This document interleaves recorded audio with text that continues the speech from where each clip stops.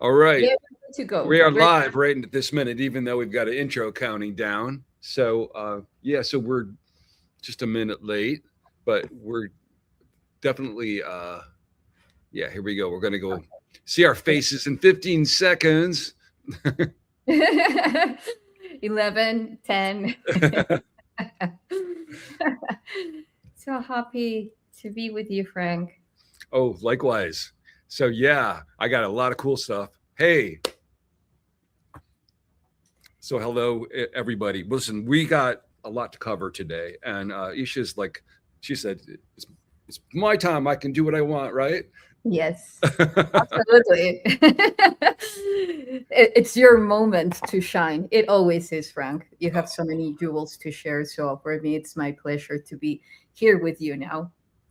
You have made such a huge difference with in my life with things that have happened. I mean, I get together with this lady and crazy stuff happens. I I mean, know. does that define it? Yes. Yeah.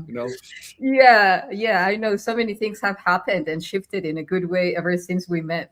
So I can't couldn't be even more. imagine because we're one of the things we're going to talk about today is disclosure in Mackinaw, and she's going to be here to give us her presentation. But we've got things that just never happen at conferences. We have so many firsts and people coming together, things happening, and I'm not even going to talk about all of them right now because we'll kind of slowly, and it keeps building too. Yes, it So does. um, one of the things that has happened that we're going to be unveiling there are some new films, and Trevor Grassi's got a couple. I don't want to, you know, like he's actively working on them. So we're either going to get the films finished or we'll get a preview. And I had gone with him to Piedras Negras. Marco Vagato's got his film coming out. I will get one done at some point. Trevor's got his that he will at least be showing some of or giving us a preview of at the conference. And then over the next 2 months, he's got some really great stuff from Egypt that, when you watch things online from Egypt, you see all these people copying each other's things. You see the same things going back and forth. Trevor's never like that. It's, his stuff you don't see anyplace else. And so he's going to really gift us with some cool stuff at this conference, some stuff that no one has seen before. That's going to be, of course, the way he always says, groundbreaking, earth-shattering stuff. Yes, yes, So yes, the other thing that we're in the middle of is we're trying to get now. Okay, it's like 1890 or so. There was this Mayan pyramid, and these guys got into a cavity, and they could see this little hole. They could see something shiny. So they sent this little girl down, and she pulled out this crystal skull, and it became world famous. Michael Hedges' skull. I think it's called yes, Hedges. yes, exactly, And exactly. it's toured the world. And I just saw it in Sedona when we were there for the Rise of the Guardians, and very famous. Yes, Um, indeed. yeah, so Isha and Trevor and I and Sean and a few other people found 5 crystal Not skulls. one, five. We're kind of overachievers. We get together and we kind of just overdo it a bit, right? Yeah, And right. so we're working on getting a couple of them to the disclosure Mackinac because it's not easy to move things like that around, and they're kind of big, right? Yeah. Yes, yes, they are big, heavy, and definitely they have much to say. So, and what it makes it even more special is that we were together in that dig, and now we get the opportunity to show them to the beautiful audience that will be joining us there at the Disclosure in Mackinac, so that we transmit that whole story. It's not just about we did the excavation and who knows where the pieces are. No, it's here was the excavation and here are the pieces. And I do believe, and I know that you felt very similar in your unique way, of course, yet the frequency that was coming from those pieces was very, very special. Like even overall the spectrum, as soon as we finished, it started pouring rain. Do you remember? like the second, and it Yeah, was like lightning violent. Yeah. And exactly. the strongest feeling was that the Conehead one that you that it was like a baby. It was like holding. It's there. Yes. Okay. Yeah. We can show it here in a second. But let's. So Yes. basically, these things were placed. Okay. Actually, I'll show. I've got a little video of me crawling through my glass. My glasses going in, and we'll show how they were positioned. Right. Which I think is really important. I think that the way that they were setting, there was something really important energetically to how they were aligned, because there was a green kind of jadeite one that was had a very different energy, right? Yes. Yes. Absolutely. And then the one that you have there, it was like, I mean, I can't, like a baby, like holding it was like the warmest, most beautiful feeling. And Yes. the thing was, is you'll see from this video that you're in this tunnel and you're on your butt kind of crawling around. And when you have this thing that weighs like 50 pounds, 60 pounds, and it's pure, rose quartz or Rose quartz, crystal, or, and it's heavy. So you're basically kind of scooting, and you got to kind of hug it anyway. And so I had the honor of being the person who would get them into the sunlight for the first time in who knows how many thousands of years. And you were like way deep inside the cave with all the dust and everything, and taking them out of their original position. We kind of took turns, and it was like a fireman thing to kind of hand to the next person to get it out. So exactly. yeah, so you're going to see yeah, and if you see comments, because I don't know where to see comments. Oh, actually, if you go to, um, Oh, I see. It says comments on the yeah, right. yeah, There we go. Oh, there we go.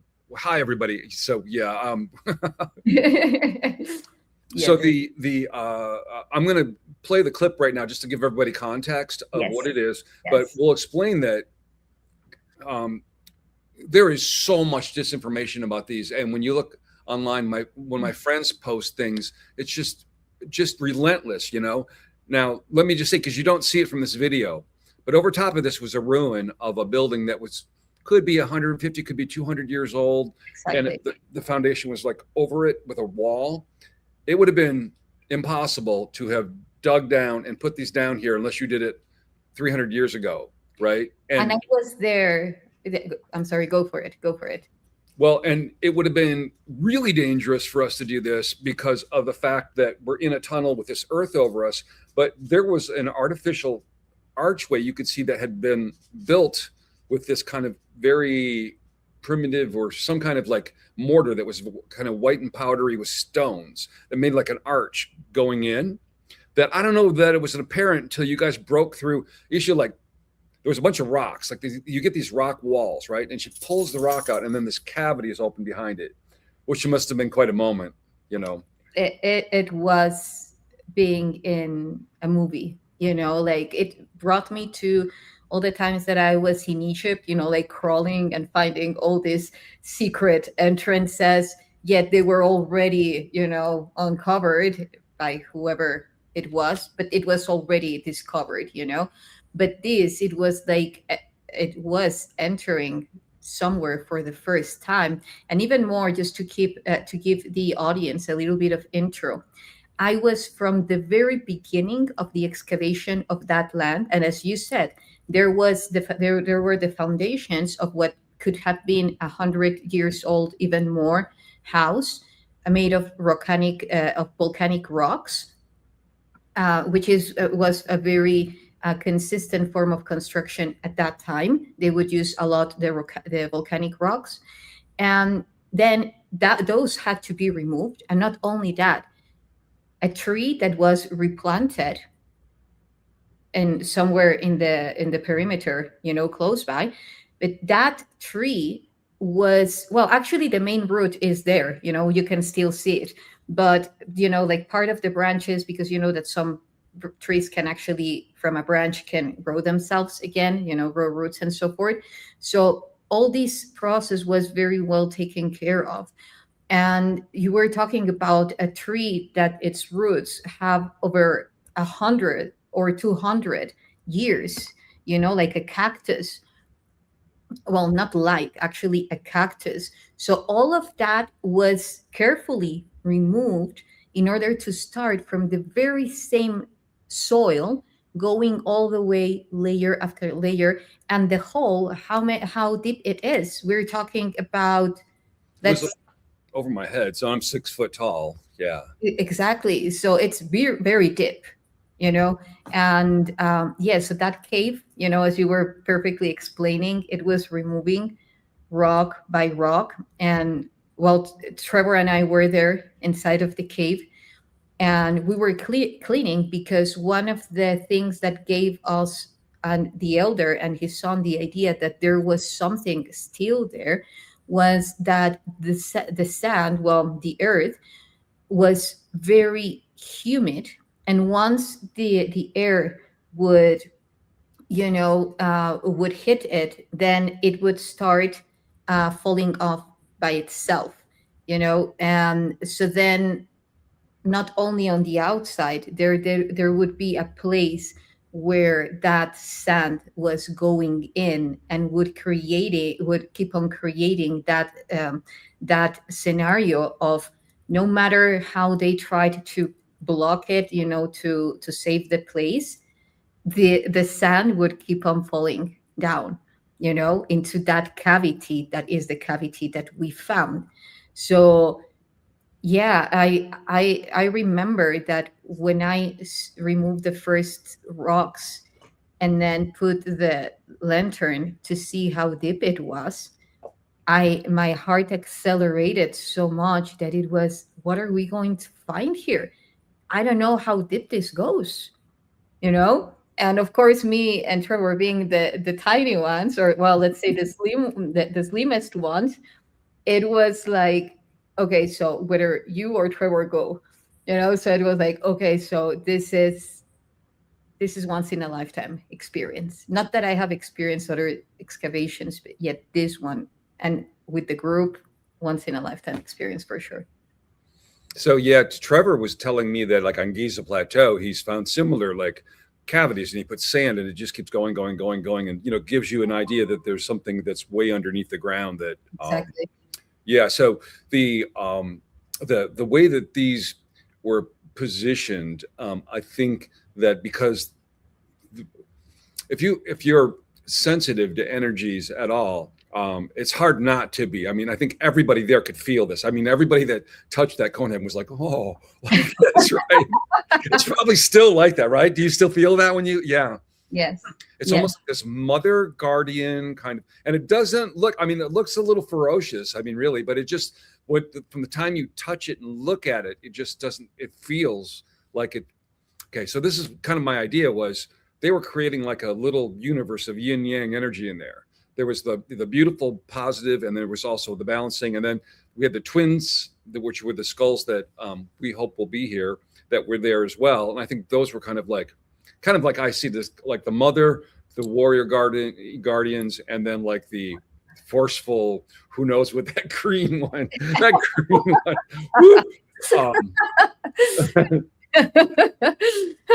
Yeah, that yeah, that was I think that was a huge protector of the field, that if you don't hold the code, it will come and chase you energetically, to say it somehow. Because even we know that each crystal that they chose has a very specific vibration. For instance, the rose quartz is pure love, heart amplification, heart vortex expansion. The two white quartz crystal are more of, like, let's say, neutral. And then the green one, which we find in many other ancient sites, like the jadeite serpentine rock in Turkey, in Hattusa, it's very powerful. It's just bringing in a lot of energy and Yeah. feeling. Yeah, so I think that was very much about it. I think that okay, so we have the benefit of knowing some really high level remote viewers that were kind of connected, and they've helped me when I've been on various expeditions, and this one as well. And what was crazy was, okay, I don't know if anybody. I'm still learning about remote viewing. I've been invited. Tony Rodriguez, they've invited me to be trained, but I'm like, oh, yeah, I've got some other stuff I got to do right now, and I want to be an A student, if I'm going to do it. But so in order to, you were with us when we were setting up the codes to send them, which is basically you get a piece of paper and you come up with a number, alphanumeric thing, and you just put intention of the location. You're not actually putting a GPS code on anything, right? We're just like writing this on a piece of paper. We're all thinking of it, and then we send it to them over the internet. Go, this is it, and it went to several different people. This is the craziest proofs of consciousness, So now in this site, there's lots of energy and lots of places in this site and there's a second location that there's another crystal skull that came out of it at the same time. And so we were specifically asking them because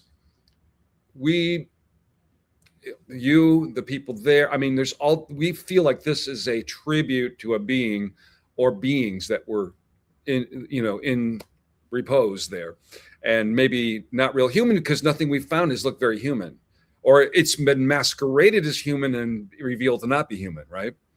So the craziest thing was we were in the middle of, this happens all the time too. I'll get the stuff from the remote viewer, and then we'll get it after the fact, and we'll go, oh, this is really, they drew the actual cave. They drew a tree with a vine on it. There was a tree with a vine on it. This is at the other location. I had to move the vine to put my camera up there. Previously, I've got another video we'll show later that they were in Australia. Vicky was sending me a message. He goes, I see a big square cube kind of rock. And I'm like, okay. And I was crawling under this thing, and then when I got up, I went, oh, it's a big square cube rock, So anyway, all right. So without further ado, let's let everybody in. Not a lot of people have seen this. This is just, and we have a lot of footage. I still have to I'm going to do a film about this. I'm going to, everybody else has their hands full, but I'm going to still get more footage because everybody was very careful. I think Trevor had a 360 camera running a lot. You had cameras running, so I don't have all the angles yet, but this is just what I captured. And this was from these glasses. I just turned it on and crawled in, so you'll kind of see. Yes. Okay, let's see. So excited. Yay. Okay. Wow. Here we go. That's the rock wall that you guys broke through. Yes. There you are in the back. I'm gonna keep my head up so the camera is right. Wisely wearing a mask. Your ring glows in the dark. Yeah. What is it made of? I don't know, but it has meteorite and dinosaur bone. Oh my goodness. Okay, that's interesting the way that they're sad. Yes. That green one's right in front. Yeah. The twins next to it. I don't know. There's pots, so maybe a liquid would go there. Okay, so tell me, when you can have your camera rolling, because your audio is going to be better than my glasses. Sure. It doesn't matter where it points, but I just want to ask you, maybe can you put it on point? Is it on 0.5? Like that. This one here. Let me stop it for a second. Do it so it does that. I can't help being a director. Sorry. So tell me. I know you had a shot of it when you came in, but when you were just for a second, I'm getting. There's Sean. He's at the front of it. When you were coming in, right? Did this all have to be pulled out away from it, and then this cavity existed? The cavity existed. There was no rocks here. It was already a chamber. Everything that had to come out was that rock wall that you. So it was a rock wall that was right here. Exactly. And then did it come all the way to here, or did it opened here? Yeah, it was. Yeah, from where you have your hand, it had already finished. So you can see the dome. This was all the stuff that came out that we stacked up there, and then this was all open as a chamber. Exactly, yes. And you see, there is all these ancient concrete that they would use in pre-Hispanic times. Like a mortar, yeah. Okay. And then and volcanic rock. So I know you captured it, but just everything is sitting just the way it is now. Yes, exactly. I haven't moved anything, absolutely anything. I have just brushed it. Well, I did move this one, but I was with the camera on, to see what it was, because it took a lot of my attention. And look, Yeah, it's my the pendulum same said, being "Don't take there. that." So It's we Yeah, I can see remember. I will always a remember lot that. of artifacts. This being the one that has like like a this crystal peyote headrest, button.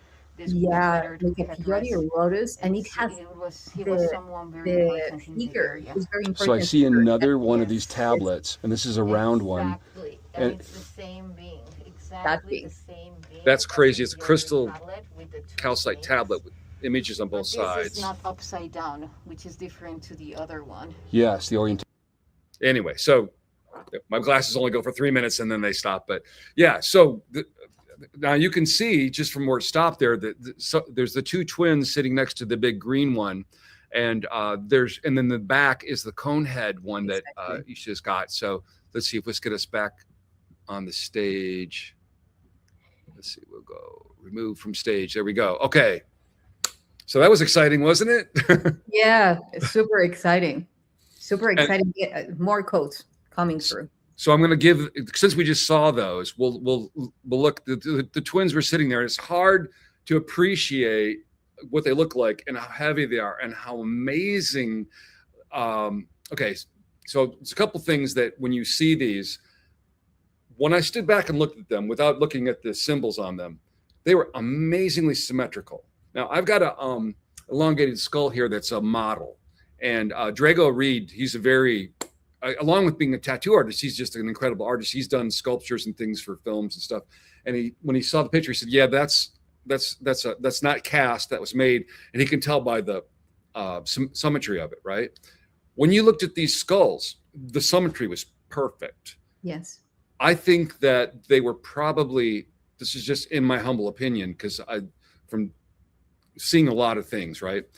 They're very, very, very, very old. And I think that the engravings on them might have been done later, because the quality of those, they're beautiful, they're amazing, but it's not the same as this like just pristine symmetry that is on these skulls. I'm going to play the clip of that right now.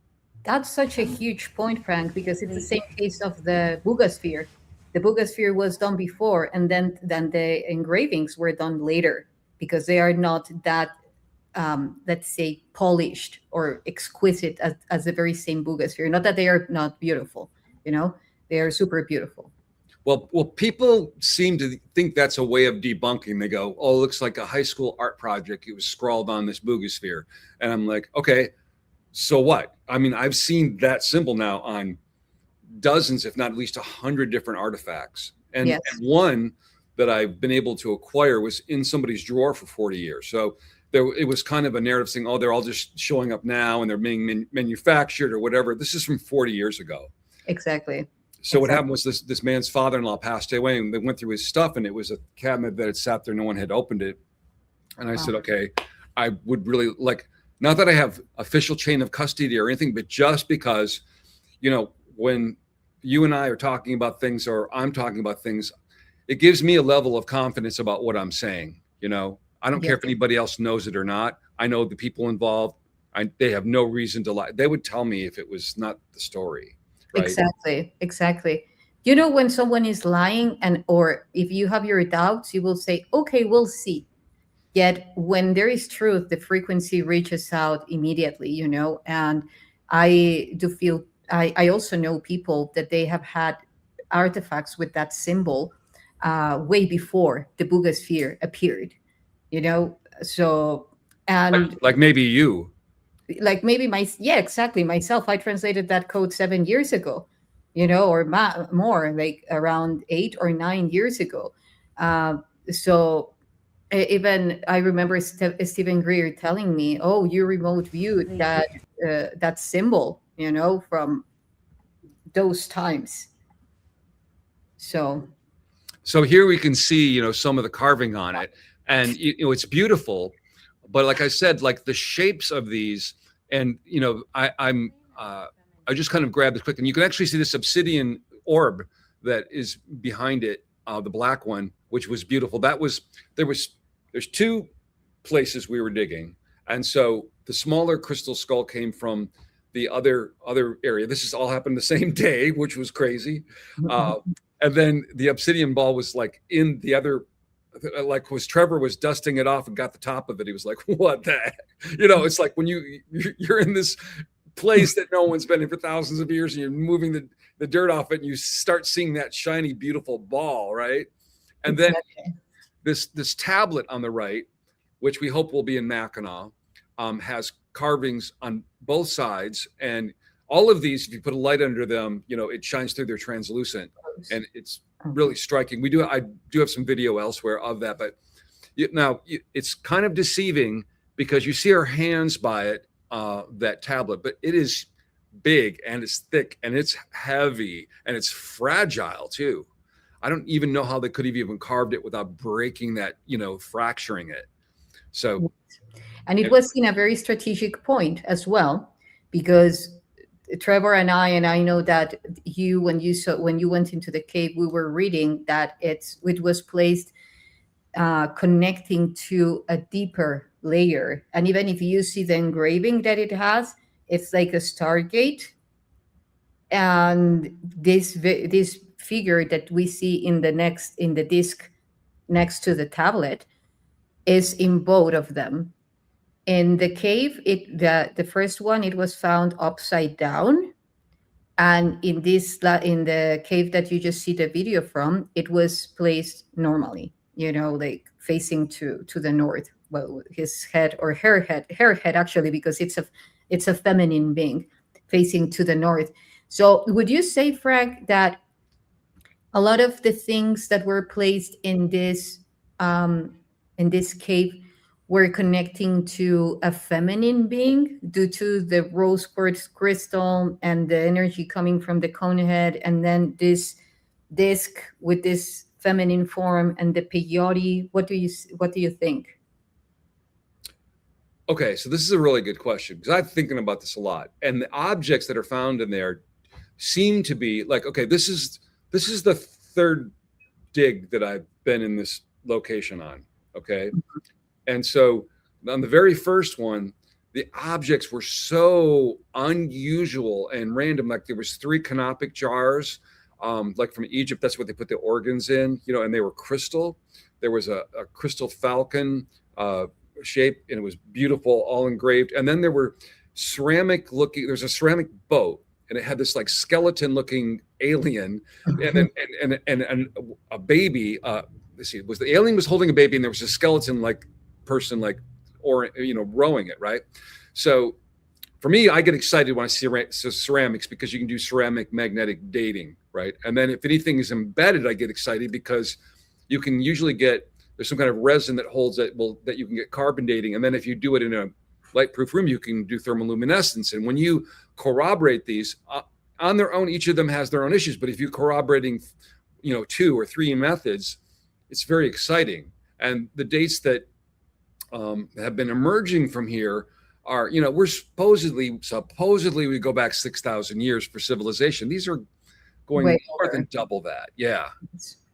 And so we'll be bringing out more information. The thing is about all of this, because I have very good, amazing friends that are, you know, in the academic, industrial, archaeological world, and they just won't even think about the possibility these are real. And I'm like, dude, I've been like by myself in the desert with dowsing rods and a pendulum and like, you know, pulled stuff out of the dirt. I think there's millions of these things there. I think that there was a practice where they would put, this is getting back to these objects, right? Yes. I think that the mixture of these objects, I think that it was like Egypt. They would get something old and it would be treasured, right? And then they would put it in with a being or a leader or something that was very special to them. And so that's the overall energy, because I got trickster stuff going on when I was there. My dowsing rods, and my pendulum are really dependable, right? And I can tell when they're not acting properly. And so there's 2 caves at this point there. So the first cave I had crawled in after that was where we pulled up the smaller crystal skull, that big tablet there, and a lot of stuff has come out of there. In fact, I'll show. We can show that trailer that I did that gives more information about that. Yes. And anomalous things that happened in there, which were like something out of a movie, you know, and like you wonder where the stuff from movies comes from. And when we see this, we're like, oh, okay, right. Anyway, so let me show that, and then we will Go to that. Yeah. Yeah, we could talk a little bit more about this. Okay, Yeah. so and the context of this was a trailer, because we know there's a film here. We have got, I mean, there's already a film here, but we're already talking about how we can all get back there again, because we know there is more. And the problem is that this site, you know, it's kind of, you know, vulnerable. So we got to be really careful about the location. But like I said, this entire area from where we were at to 200 miles north, I mean, there's objects all over the place. People are digging in the graveyard there and finding them, you know, in that town. Yes. All right, so I'm going to add this. And from all those excavations that I have, okay, I will tell now. Well, Okay, no, go ahead. From all those excavations that I have been present so far, and this is where my question was coming from. Normally, you feel like a very strong warrior-like energy from all the pieces. You know, it's like sometimes even like just one a time, like more of a priest-like of type of energy due to the place and the type of things that were found. But just 2 times that I have felt that there was feminine energy. So it's very interesting due to also how the field in the land is perceived. A lot of people perceive it type of overwhelming, like, you know, like, I don't know, I don't like this energy, down, down, down. But again, genetics and the genetic code. No, go for the video. I just wanted to say, yeah. Okay. Well, I was just going to say, like, before we start this, just because of how unusual and mixed these objects seem to be, because at first I was like, this is really weird. Why would this be? You know, but it tells a story. I don't know what the story is, but it tells a story. But I just happened to realize on my table here is one of the objects from that cave. And I wanted, it seems to be from a later period. Let me just grab it real quick. Yeah, sure. Okay, and I wanted to do it while the camera was bigger. Okay, so this is actually ceramic, and it could be dated because it's ceramic magnetic, right? Mm-hmm. And you can see like the, okay. And what's interesting, this was buried in the dirt, but check it out. I was like, wow, like how long has it been since breath has gone through this, you know? Yes. And the fact that it's got, I mean, to make something ceramic and have it have a tone, you know, could it be an activation for that, you know, place or whatever? Anyway, so you guys all got activated there. There you go. That was a free thing we did for you there. Thank you so much for doing that. A lot of artifacts show beings blowing the shell, and perhaps someone who sees it now says, oh, that's very shamanic. Yet when you read and decode what the engravings say, they are saying that they would use the shells to actually open up portals. You know, explain it through the Fibonacci, the vortex that it's taking place, who blows it, what the codes that the person that blows it have, you know, has, you know, like many constants that can be taking place there. But yeah, those are technologies, even the whistling. Okay, here we go. Something was found in a remote Mexican desert. What began as a search quickly became something else. That's incredible.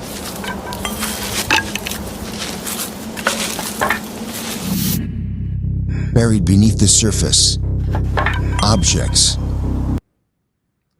Oh, why did it stop? Okay, so I did it from my computer so it wouldn't do this, but okay, it's going to misbehave. We'll try it again here. Sure. Well, we presented that at the Rise of the Guardians. Yeah, so this is actually it's not really public yet. It's been kind of shown at that event, and Yes. then and everybody's seeing it now. Hopefully, they'll see it now. All right. Here, Yes. let me. Wonder why it's coming right off of this. We can try it from. We'll try it from another location here. I got to also have it on a. I put it in 2 locations just in case I would have a problem.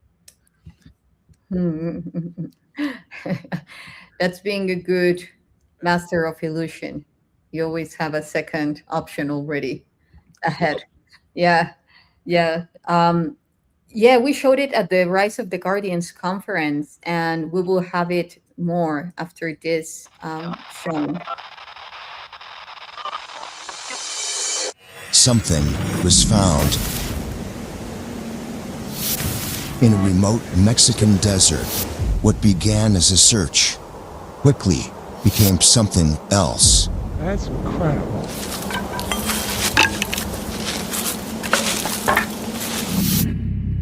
Buried beneath the surface, objects It's going to do the same thing. Okay, it's going to misbehave. All right, let's see if we can. What basically what I wanted to show everybody. I've got an image of it here. Okay, this is incredible. This is one of the things that is amazing about this site is because carved in, or actually we didn't even know if it's carved in, but in the first cave, Trevor looked around and went, "This is a shaft," because he's used to crawling in shafts in Egypt, right? Yes. And in there, you guys in December had broken into a chamber that had a head, and it's big. It's like what, 3 times the size of a human head. It's not. Yes, exactly. It's not human. We'll show you a picture of it right here. Yes, I'm looking for one as well. Let's take this off here. Do you have it handy? I do. It should be actually. It said that it went on the stage. There it is. Okay, so you can see that it looks like it's attached to the bedrock, which if we do have images in that trailer of when you put a UV light on it, it glows green and the bedrock does not. And you can see that there's that's an eye, and from the front of it, it's symmetrical. It has the 2 eyes, and it's very not human, kind of insect-like looking or something, right? And in front of this was all of the objects that kind of like offerings, I would say, right? It's like you would put that around. There was other crystal skulls there that are on the video. I'm going to actually load it from another. I've got another location for it. Okay, let's go dig. Yeah, because it even has a Quetzalcoatl coming from the top of its head all the way down, and it has an Anubis. And not to mention that huge anomaly that we ran into with the ants. That was huge.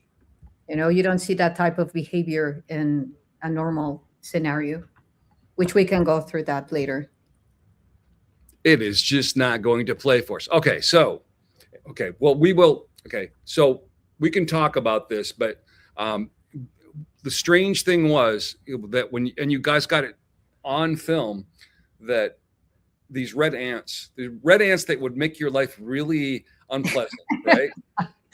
They were very kind to you and us later as well, right? Yes. And yes. They were literally stacked just in a pile around these things, and like twitching and moving, but like they were being like shocked or something, like they were alive, but they were just piled there. Like spasms, like they were having like these spasms, and they would I mean, I don't know if they were suffering because they didn't die. They were just, like having these convulsions. And then as soon as we finished, later on when we went, there were no ants anymore, so that means that they moved. Otherwise you would have seen the ant Yeah, corpses there were, there. yeah, no bodies there. Yeah, yeah, no bodies at all. So it was just a behavior that was being generated by the field, and not to mention the visions that I had, Frank. Just before going to the site, I had a vision of what would be found, which was a huge sphere glowing, and that's the first artifact that we found. So you cannot make up those things. There are ways of communication from highly advanced forms of consciousnesses that really want us to discover those places. And I have even, speaking of skulls, this one was found in Ojuelos. I don't know if you want me to show it, but it's as I showed it in the webinar with Emery. Yes. Yeah. Well, yes, especially because I love that skull. It's like just to see it, like, is okay. Let's put you back on the stage here. Okay. All right. Because for those ones that are new to this, there are many type of findings. There are things that are, there are things that aren't, like in every field of our reality. Yet there are things that are undeniable, such as in this case, well, you will have your own thoughts. You can think. I'm just going to like express to everybody that you should have some gratitude, because just even looking at a photograph of, these things is powerful, and these things have not, they're not really publicly known. It's not shared a lot. We're trying to be guardians of these and use them in the proper way that they were meant. Go ahead. You can. Can you? Yeah, you just need to add it to the Okay. page. Oh, I'm in charge. Yeah. Here we go. Yeah. Okay, so this is a skull that was found. It has already been tested, so it's legit. And you will see the size of it.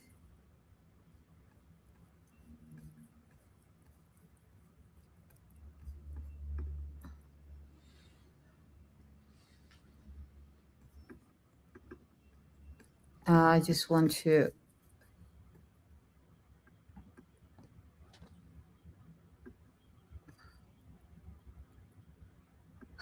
Interesting. Okay, so, yeah, I know. Okay, you know what? We don't care. With words, we'll tell you what's going on if we have to. Yes, but you will see here. Let me just okay, what's going on here? Here are the X-rays that they took from it. So we see that it's a legit skull. All this process of fossilization, and yet we see also that it doesn't have any brain sutures. Like it doesn't have the like our skull that is divided in different segments through the very same bone. It's just one unified bone. Well, interesting to me because it almost looked to me like it was like they made a casting of a skull, because it doesn't have any of the normal little joints or things or the stuff in it, Exactly. Exactly. Yeah. Yeah, this is what I'm talking about. It doesn't have like that separation between bones put together like our brain. It doesn't have any brain sutures. So, like skull sutures. Here, and the way that the brain has, it's definitely abnormal. It's like So flat. is that the back, or are we looking at the front of the? The Okay, back. because this looks like another one that I can't really share publicly right now, but it has those two things in the back, and it's different. It's much different than this, but it's not big, right? And there's like the eyes are so big that there's no room for a brain inside of it for the orbs of the eyes, but there's two ports like that coming out of the back, and I think that these beings had their brain was on a big something that wasn't preserved through time, like a big sack of tissue or something off the back. I mean, I could be wrong about that one. The other one that I have just reminds me of that. So. Okay. Well, I agree with you. And like the formation of the skull itself, it only looks that this could be like another part, the lower part of the mouth or the peak, because it even looks like a peak. And the size of it, it's like it fits my hand, so it's really small. That's the So one that I had too. It fit in my hand. Yeah. yeah, so I was talking to Emery, and he was saying that it was a hybrid, and I agree. I couldn't agree more, because we don't see this type of anatomical construction. I mean, or structural composition of the bone. You know, all the bones that we find here are they are pieces that are put together, mainly in the upper part. Even the skulls that they have found in Baracas, they have the sutures above, but here it doesn't. It's like just flat, like put together. So it's very much showing all the consistencies for it to be a hybrid. So And yeah, this is small. I just want to mention when Isha says Emery, who it's Emery Smith, who's like basically you find something that looks like it's not a human, you talk to Emery, right? Yeah, he's, exactly. he's the It's guy. the man to go for sure. Yeah, no, he was like, oh, yeah, spot Yeah, on, I spot gave on. him some of my personal X files of some things that the thing is okay. Let me explain too. It's like you're in an area where there's like not a lot going on, and there's a lot of criminals and robbers and things, and these things have value. But they don't place a value on them because, like, if it's not Jesus or Mary, they're not. They don't think it's a big deal, and they'll put it on eBay or sell it or whatever, right? And Yes, so if somebody but there is an understanding among some of the people there how important these are and how critical they are. But it doesn't mean somebody wouldn't rob them to take them. I've had Mark Russell's been robbed at gunpoint of a lot of his artifacts, and wow, so that's why I'm really careful. Like I've got a video of a skull in my hand, but until I can block the entire background so nobody can say, "Oh, I know whose table that is," I'll go to their house and whatever. Um, yes, I'm yes, not going to feel comfortable because it's a big level of trust when you get shown these things by the people that are there.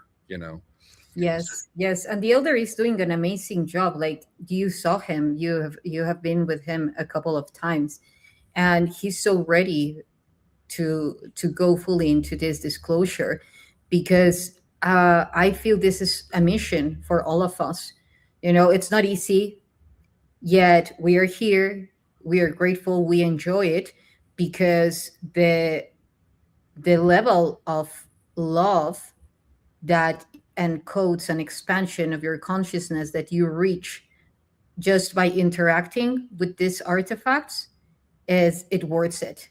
you know People will be experiencing that in your museum now, and disclosure in Mackinaw, because that's right, you're putting a museum, right? Yeah. So say I'm going to talk about that, but I want because this is really exciting. So I always want to tell people, don't go do this because the people there are beautiful. They're wonderful people, but they're Yeah. very small areas, and there's a lot of people that are very desperate there. And there's people that if you look like you could be worth some ransom, you might end up kidnapped. It's not really safe. And not to just mention that, I mean, there's poisonous snakes, there's all kinds of things like that, right? So Yes. don't run around Yes. barefoot like I do, and don't do what I do. Okay. There was even a puma, like a few weeks before we went there. They were saying that there was a puma, like circling all the area. So there, I agree. That's a very good advice. That's a very, very good advice, because again, this is not easy. These are huge missions that it's not to play easily. Like just to take them for granted. That's the word. Not So to yeah, take. when I'm with you, you guys were watching us, and when I went with Anthony and Michael, and we went up, north of a few hours, We basically like had the locals that were friends of ours come and get us. We hid in the back of their vehicles so people didn't see us. We hid our car so nobody saw the car, and then they would take us to their areas.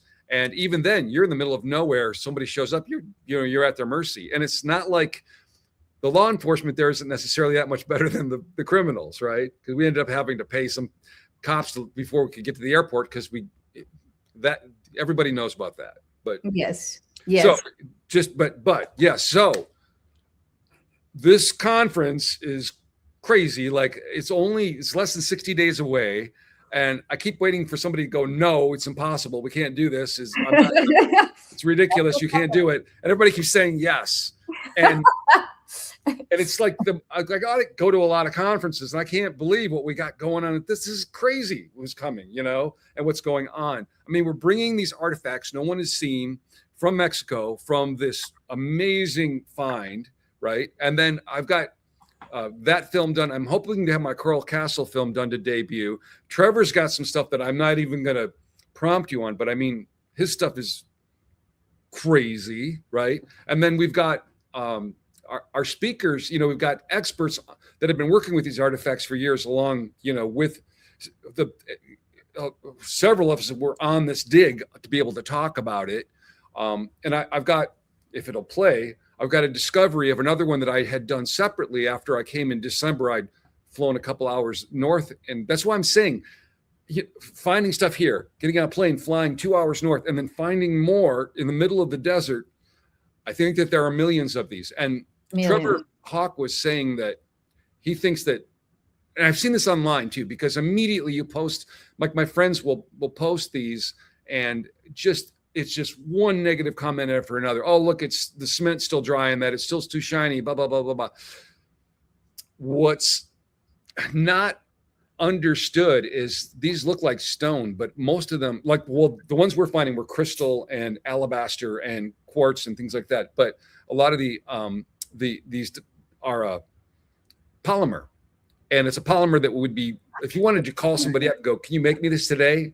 It's not, it's really difficult. It's a very exact blend of alumina and silicate at 4,500 degrees. It has to be fired at. And so I went on AI and I was asking, like, okay, there's a cataclysm coming and I don't want to have humanity start from scratch. I want to encode a bunch of stuff, and what's the best stone that I could use, or should I use aluminum silicate? And AI goes, oh, aluminum silicate's way better because it doesn't let water in. Lichens won't grow on it. It's impervious to heat and cold. You can draw fine lines on it, and it holds its surface. And that's why, let me grab one here. The shininess is what people think of things as old as being degraded. But these were masterfully created in a way that you can see like the shininess of it that has survived. And there's very few humans on these, by the way, right? We get back, that many years pre-cataclysmic, right? And this has been your experience too, right? Yes, I have also been there in that land, and it's too much work, too much investment, even economically speaking, for the money that they are truly receiving in some cases. It doesn't make sense. It doesn't make sense because the elders, seriously, it's not a lucrative form for them. The hours that they spend digging, scouting the area, all the love that they put in it. And you can see that they are truly coming from the heart and not as a business at all. It's more about the vision. And that's something that for me, it's besides everything that you have spoken about. And even, the technology of the crystals that they chose. Well, the stones of Ojuelos are even the stone shows its fossilization process through the manganism, the ways that it branches and so forth. A lot of people, skepticals, can say, well, you just take an old rock and then engrave it on it. Those rocks were composited rocks. They are not made by nature. They are made by someone else, like the geopolymers, as you were saying. Exactly. Like, what is that doing on something this old? And since this has got this embedded, um, if I wanted to date it, the dating method would be there.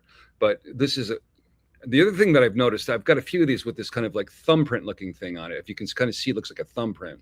My Yes, nephew was here, and he said, if you put your thumb in that position, they're different shapes, but they kind of fit in your palm. It's yes. like a something, right? Like a fingerprint reader, an activator, because it's about thinking quantum. It's not about thinking in a linear form. All of these carry a very high frequency, and even they are reflecting into our own biotechnology. Like, for instance, the calcite, you will say, oh yeah, they just chose a crystal that it's common to find in Mexico. We have calcite in our pineal gland.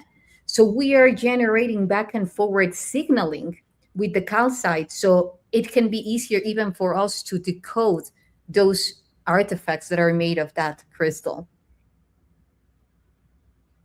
Yeah. Oh, I love that one. It's so cute. There's just a lot. I pulled one of these out of the ground on a cliff with Anthony. And it was, first we got the top, and then we got the little guy, and then we got the little saucer, and they all go together. And yeah, so I think Anthony's got that at the moment. We're sharing custody of some of these things we find together. It's like, okay, you can keep it, and you can keep it. That's where we're heading to, Frank, and thank you for bringing that up.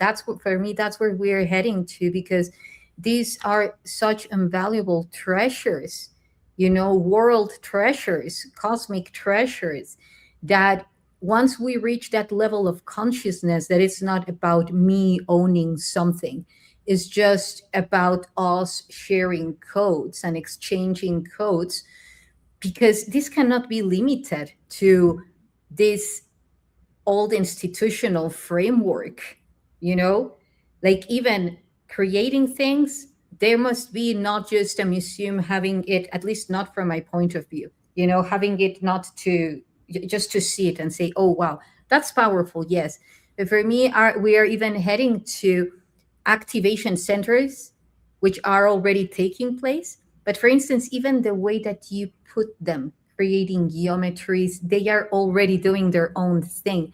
Because again, like if you see the components that they were using, that they put together, like the easy example of the calcite, we have that in our pineal gland. So at a quantum level, those are could be generating coupling, like non-local entanglement. And we're not even aware, and all of a sudden you say, oh wow, I received this message. Yeah, it's coming from the artifact, and they knew it. So okay, yeah. Okay, so I didn't prepare it here, but yeah, that. Okay, so the other thing too is I'm thinking, like, when we get into these cave spaces and you see all these things stacked, right? There's a geometry, and there's something that they're doing with that as well. But we're talking about how these things are encoded. Now, both of us have had experiences with things that aren't commonly known to be alive, that have communicated with us. And that sounds really crazy and woo-woo until you have it happen. And part of it is just kind of being open to it, but it's kind of unmistakable once it happens. And you get the personality of the thing. And so far, everything's been really polite. And I do keep I think it's really important for all of us to understand that we're not seeing a lot of what's going around around us. And so it's important for us to energetically kind of keep a very positive barrier, to keep things out that might feed on us, or negative things. There's definitely good and bad out there, right? So yeah. Okay, where was I going with this? The connection that you get to have, yes, in non-local form. Yeah. So when I learned about these from Nassim Haramein, and I know that he sleeps with one. He calls it his girlfriend. And I had run into his significant other, and I said, does he still sleep with that? And this is 2 years after that. And she goes, yeah, right. So when some artifacts came into my life, I kind of just set them down, and I said, okay, you guys can tell me things if you want. And then within a day, I looked down at my Apple Watch, and it's typing messages to me, which Apple Watches don't type messages to you. And then switching between apps and doing, and this led to a bunch of other crazy things happening. And finally I had to tell them, like, stop it with the electronics. It's not helping. We're going to find another way to do this. Right. And then Yeah. again, I'm standing next to Nassim Haramein in Mykonos, Greece. And this whole idea for this book that just came to me like this. And I was like, okay, that was weird. And so I started explaining to him. He went, oh, that's a good idea. And so then I became, okay, this is my job. I got to do this now. So now I've got a patent filed. Patent is now pending. It's a new technology for processing human information. At the conference in Mackinaw, August 31st, September 1st and 2nd at Mackinaw Mill Creek Camping. I'm going to be showing some more stuff on it. I have a visual, if it'll play, I have a visualization today that I stayed up last night because in explaining it, it gets to be a little hard. So and this one is getting there. I'm thinking I want to maybe get one where I'm in the middle of it and showing too, but this does a pretty good job if it'll play. But this is something that I think came from these things. I think that they're encoded, they're coded, they've got, the activations can happen when you're with them. And I think that's also why it's important. Like, we're going to do this museum at the conference, and it's just going to be like, we're going to have it at a secret location. We'll take everybody there, and boom, we're going to show it. And I want to have some of the lights set up to show, the black light and how some of these things just fluoresce, and it was I didn't realize, but Trevor Hawk said that it was Bashir was reading them. And he said, have you tried these under a fluorescent light? And that was the first time anybody had tried it. And sure enough, some of them are crazy. I've got one that is coming that if you pull the light through it, it has trails. And I know you've seen this before in some of Yes. And quite a few of the objects that came out of the first cave were very fluorescent. That little game thing with little pieces in it that, Well, JP, I was doing a show with him this week, and he was telling me that they were putting that UV light flashing on the crystal that they found on one of the arcs. And of course, because it's that photonic exchange, so somehow even if they didn't glow, this is also something very important to do, an experiment, and then measure the field, the EMF of the artifact itself, because then you're communicating with it, like even in Morse code with the lantern, But anyway, it was Bashar, Trevor told me. And for me, this is something that, like the one that we found of the Atlantean, that sculpture inside of that cave, that for me is the same being that the skull itself. And it's showing who she was. And she was one of those Atlanteans, those giants that would use this mask, yet inside they were conehead beings. And if we follow exactly what the story of that sculptor is telling us, most likely they would also generate their own light. By means of this, they would glow. Because for me, that's what they are also emulating, showing that. Exactly. Yeah. And there's so much writings talking about the illuminated ones, the glowing, or there's a lot of different words for it. I just want to jump in because we kind of just casually say these names like Trevor. So it's Trevor Grassi, who's doing amazing work with Egypt and sites all over the world, Piedras Negras and Gosford glyphs and all kinds of stuff. Also, JP. So he, Jorge Paban, who has there's several books by Michael Sala out with him. Was in the military. He's now retired from the military, but he is allowed to talk about things like going to arcs. Arcs are these huge ships that are very ancient.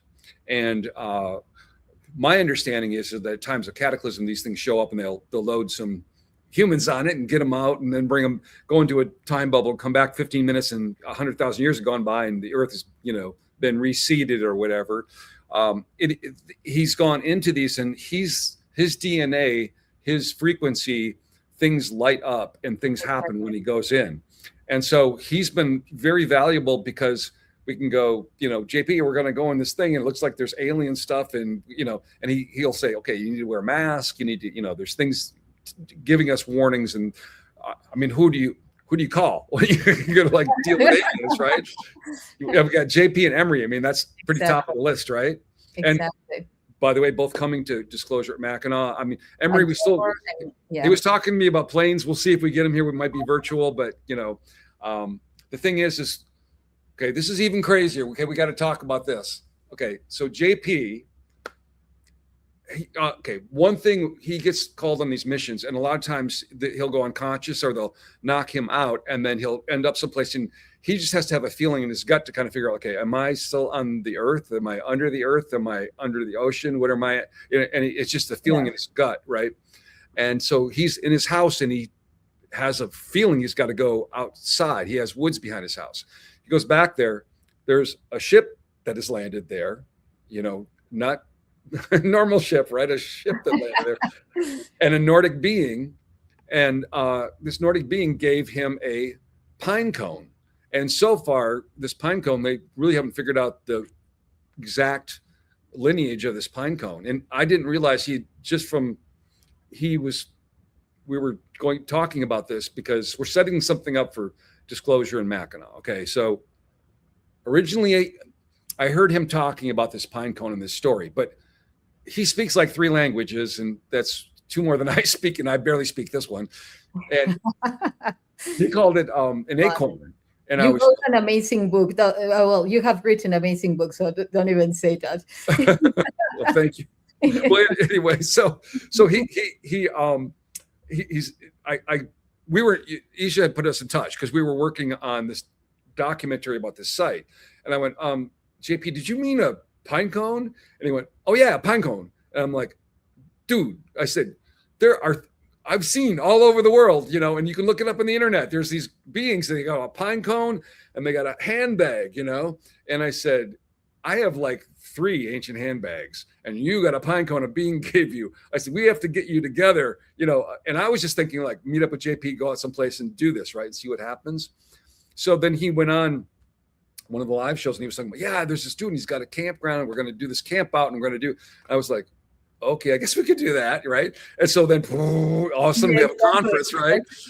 So on the first clear night of this conference, we don't know what, it's Michigan. So Michigan's like a mitt, right? So there's a huge lake here and a huge lake here and a huge lake here. So, we don't know, if we got the first night we have a clear sky, we're going to go out. We have a location where it's completely dark. And so we're going to JP is going to bring his pine cone.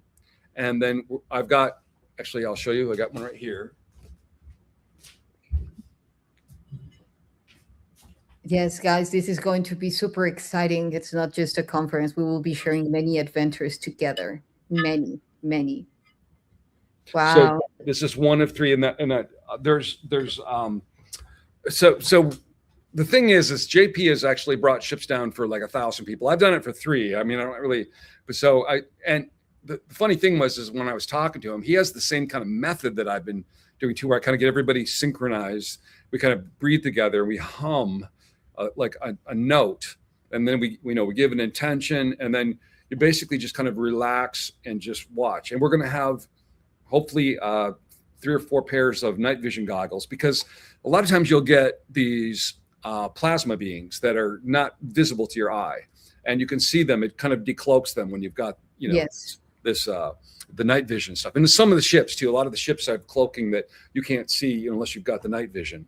So I think, and Emery was excited enough about it because he was asking, whether he could use the video from, I mean, like I've got friends that will tell you that they were there, and like 45 seconds after we do this little thing, all of a sudden, oh, that star just made a right-hand turn and went over there, Yeah.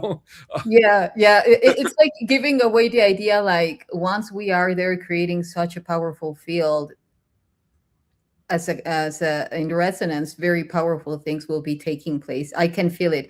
And just to give a little bit of a hint to the beautiful audience, when we were having that those talks with JP, and whether all of a sudden, it's like when you made it sound like when someone asks you if something is going to take place, and all of a sudden when you look at it, everything has been put together, and then you say, what just happened? You know, I didn't even say yes, and all of a sudden now I have like the whole construction, this beautiful construction. And when that happens, is because something is meant to be. And it's not because you are my very dear friend and I love you, but I will share something with the people, the beautiful audience here, the tribe, which is that Frank has one of the most beautiful hearts that I know Oh, so far. So the fact that he's hosting this event, it's very profound. Very profound because whoever joins us not only will be, you know, expanding their consciousness because of all the seeds that we all together will be planting, yet also because it's a soul calling. So if you're feeling the calling, come with us because very important things will be taking place. This is not, again, just about a conference. It's about many events that will be taking place there. So you will be receiving upgrades in many ways. And also, you will be planting your own seeds for the next stages of human evolution, because that is a calling from whom, what I feel, even from the very same galactics that are bringing us all together. Because even the speakers, I am honored. Thank you, Frank, for bringing me to speak. cute. Like the whole lineup, Frank himself, of course, Emery Smith, Trevor Grazzi, JP, Trevor Hockey, um, Scott uh, Walter. Skull Walter, Nikiana Jones, you know, like all these super powerful, powerful beings gathered together. And of course, you who is joining us watching this, Yep. we're creating a powerhouse for sure. So be prepared in a good way. It's interesting that you say seed several times there because JP was saying to me, he feels like he needs to plant a seed from this pine cone here in Mackinaw. And I was like, okay, so because I was looking at it, it's a very strange pine cone, you know, because I've Yes. seen a lot of pine cones. I've seen the ones in Yes. Sequoia. I've Uh-huh. seen the jack pine. They're kind of like very sealed up and they have to have a fire to open up, you know. And this was kind of like in between. It's got these little, you know, things in it. And I said, And it glows. it It glows. glows. Okay, I didn't know that. Okay, that's amazing, In right? the video he shows, and you can see how it has a very specific reflection. He said that when the being gave it to him, he had this look like, here, motherfucker, you know, like check this out. this is some shit's gonna go down, you know. So, and it was just like something one, two. I mean, I look out the window. I got huge pine trees out there. So the thing is like Sequoia, you know, from that family, if it is, they're big. They're really big. This is like smaller. It's like this, right? Because I'm like, okay, because he's got a few seeds from it. I'm like, I would feel really bad if you plant like the only seed and it doesn't like grow here, right? So he's got a few of them. So I said, let's just plant one, okay? Like I'll say a prayer, and if it's supposed to grow here, it will, you know. Yeah, it will for sure. It will. Yeah, yeah. I mean, I wouldn't be surprised if there would be an arc or a very specific technology underneath Mackinaw. You know, when you showed the trailer and the images of the place, I said, whoa. You know, we know that seashores, they are very powerful. There is a lot going on there. And I'm pretty sure that you wouldn't have chosen that place to live if hadn't it been powerful. So there Well, you go. Drago Reed, like years ago, he's asked me, he said, if you checked, you know, underground, I said, well, the thing was is like there was a glacier that was 2 miles high over top, kind of crushing everything during younger Dryas, right? But it doesn't mean that there isn't things underneath. And actually the secret spot we're going to go to for the Skywatch, I have my brothers and I have 310 acres there, and it used to be a military base during World War II, which is always the thing, right? Because they pick those Of spots, course. and it's now a beautiful, you know, wooded, beautiful area. But yeah, so With that, you said everything because they knew they were pretty spot on when they chose their places. They had communication with the galactics, actually. So, yeah. yep. So Yeah. So I'm going to have all these really sensitive people and this stuff going on that location. It will be very interesting. So I can't really even, I mean, I don't feel like you can understand how incredible this event is. Like, I mean, right now my brother has a like today has a festival going on. It's sold out, thousands of people. It's not like I need attention or I need to do something for myself.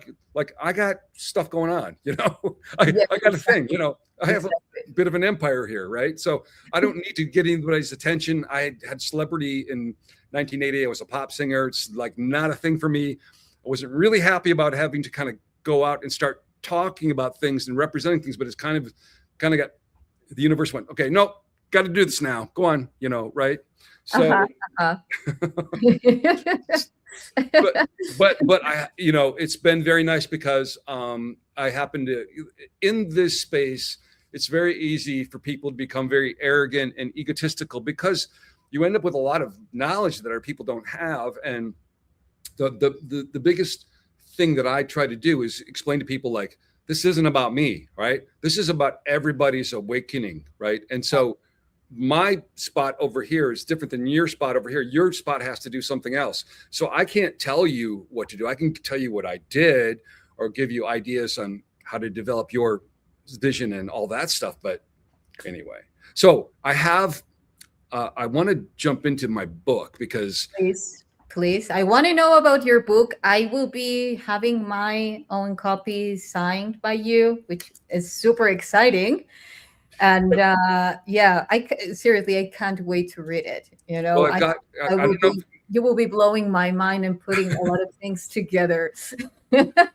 So the thing about this, it's not just like a book, right? What it is, okay, I literally, this book will, in writing this, God, there's so many things to say. From ancient languages, I learned that our language today is nothing like the ancient languages were, and they were stomped out. They burned people at the stake to stop those ancient languages because they made us think in a whole different way. Our language today is like this thin line, and everything in our knowledge structure is a thin line. It's true, it's false, it's right, it's wrong, it's debunked, or it's an anomaly, right? And it doesn't fit on there. It gets pushed aside, it gets lost, and it's a control system. And it's been here since the beginning of recorded history, and it's on purpose. Okay. I mean, 3 days ago, a woman got a hold of me, drove hours to come and see me. And after a couple hours of like getting to know me, trusted me with some information that I've heard from other people, but to have somebody across from you seeing the trauma in their face of what they've gone through and telling them you directly about this. She's a Montauk survivor. And, and she had had several, okay, if you're a woman and you've ever been pregnant, even if it's only been for 2 months and you lose the baby, it's labor and everything is very serious. You know, you feel it. She'd been pregnant twice and then the babies were just gone and nothing happened. Right. And then she had a person come into her life who ended up not being a person that she saw transform. One thing that I start my book off with talking about, we are blinded. We do not know what's going on. We are seeing, I'll use my metaphor because I had to come up with a lot of metaphors to communicate this. But basically, if you see a beach and it goes on forever and you take one grain of sand off it, that represents what we're seeing. That's why we use night vision goggles. We have X-ray, we have sonographs. We have all these other ways to kind of extend our vision. But other animals have more senses of sight, sound. They see more frequencies than us. It's on purpose. We're being controlled. It's not nice what they did to us. There's a lot of evidence, and that's in my book as well. But what I want to say is what came to me wasn't just the problem. What came to me was the solution. And part of it, I had to take time to file a patent because I realized that somebody could take the idea and then they would patent it and I would have to license my own idea. This has happened to somebody else that I know. So that's done. It's patent pending. And I've made a couple of trailers for the book that are real short. One I just did that no one's seen yet is for the hardcover, which is not out yet. Hopefully, keep going around. Yeah, the book is so big that I have to get an engineer involved, right? Yeah, I want mine with hardcover or however. Important thing is to have it. Yeah. So let me see if this will play. This is the hardcover. Okay. This is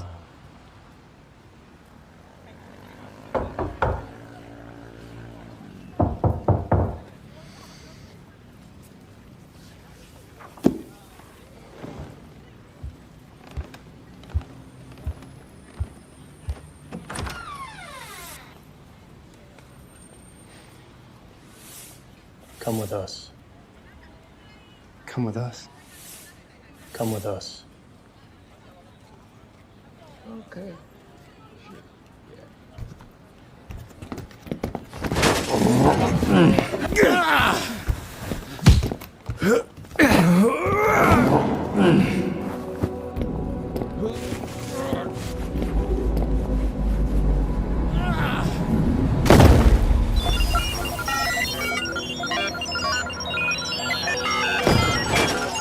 Sir, units 1121 and 1145 are offline.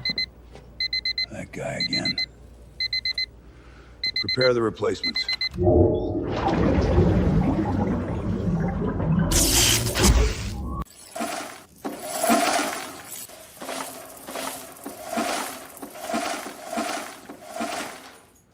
Again? Saving civilization, cracking open reality beyond the mainstream veil. Now available in softcover, Kindle, and hardcover. 655 pages of suppressed history, forbidden questions, and reality-shattering evidence, and doubles as a home protection device. okay. So that's not how you had to. Thank you. I love it. Yeah. I'm so happy because you are one of the few people that I have found so far that sees reality in that way. And then it's the same way that I see it, like being capable to see how all this holographic field works and how to go beyond that. So thank you for bringing that into a book among all the jewels that the book has, which are many, but the way of helping people remember how to own your reality. I mean, but better than me, why don't you tell a little bit to our audience, what will they be finding throughout your book, which is unique but yet overall? So I originally was thinking of all the people that I know. I have like 100 employees, and everything here is, no one knows anything about the crazy stuff that you and I have seen and that we know, and about how the universe really works, which is really shocking when you find out how different it is from what we've been told. And it's a little enraging too, because you realize how much better when you meet human beings, when you travel like I have and all the continents, you see people who have nothing and they're willing to share their last piece of bread with you, and they're so beautiful, like they feel like warm, like they're your brother. Human beings are amazing. And the fact that we're put under stress, and the things that have been done to us to make us, we're fed on by these things. And I won't get into that for a minute, but so the book I wrote with things that people could look up, and it's like when you stack them on top of each other, it gets to be like, because I could write about the crazy stuff that happened to me, it's hard for people to believe, right? Like we were talking about the holographic, nature of the universe, and I've got a story about losing a ring in the Nile and having it. I did a thing to go back in time that Nassim had taught me, and to make it come back into my reality and change it. And it appeared in a friend's house in Hollywood on his couch that I had not been to. And I have a video about that, but no one would believe that, right? But I've got a lot of things in there, scientifically provable, peer-reviewed things that you can look up. And they seem like, until you really realize how amazing there. Like even like the placebo effect, which sounds so boring, but if you look into the placebo, and there's a lot of work done on the placebo effect. It actually, people will take something, think it's a drug, it's a sugar pill or something, and it does the changes in their body that pill would do. That's how powerful our consciousness is. It goes way beyond that, you know. So I've got a lot of those proofs. And then I also give lists to help awaken people too, because one of the best things is, you know, you get stuck with me for a minute, and I'm going to tell you some shit, you know. I'm going to like try to wake you up, right? And I'm up for a challenge, right? So every Uber driver, they're asking for my number, you know what's going on, you know. And one of my tricks is, and I talk about this in the book, is I give them a list of just Mandela effects, right?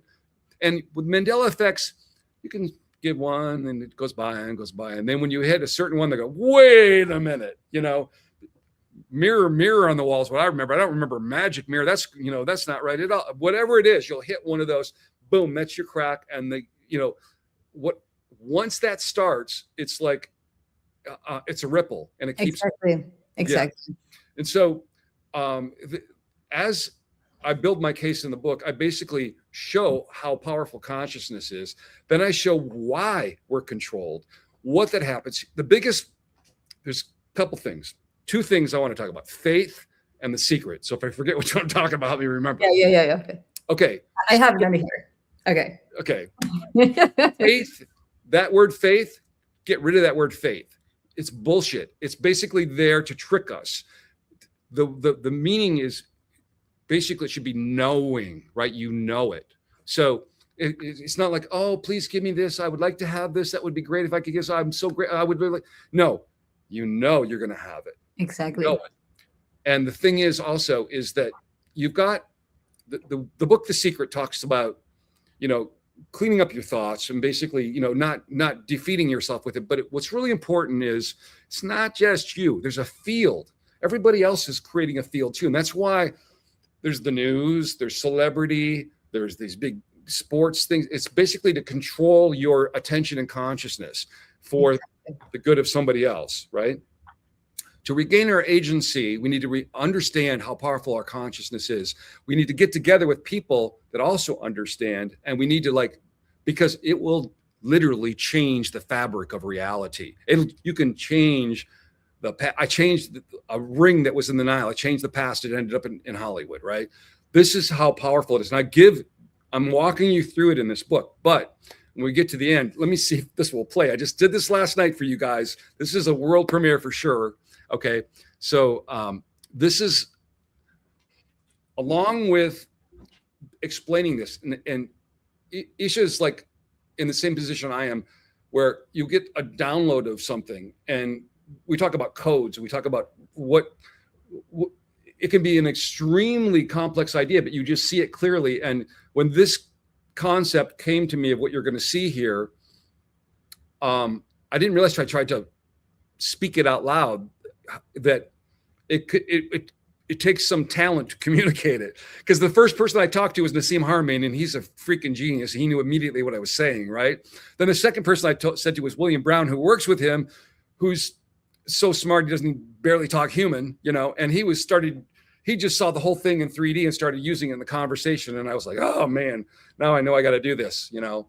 And so then it took some time to kind of work. And then when you go to file a patent on something like this, you've got to work out the math and all the things that have to do with it. So I'm going to give you just a little preamble, but basically everything right now is like this. It fits on a line. And what I'm proposing is a new structure, which basically is one of the ubiquitous most, everything in the universe is toroidal. And sometimes they're double toroids feeding into each other. The universe itself is looking to be toroids.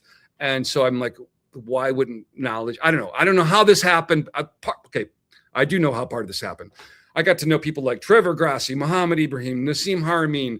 I mean, the list goes on. And these people had amazing findings. They had proof. They had of stuff that did not fit the narrative. I'm like, what is going on? How come nobody's paying attention? How these artifacts, right? Why is there so much disbelief? And the programming is so strong.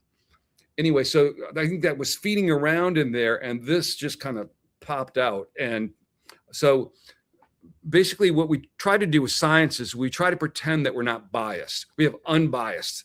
The fact that we're this sack of water going around missing everything, we're blind and deaf to everything going around us. We're arrogant. We think we know what's going on. We cannot help but have biases. And the thing is that's a power.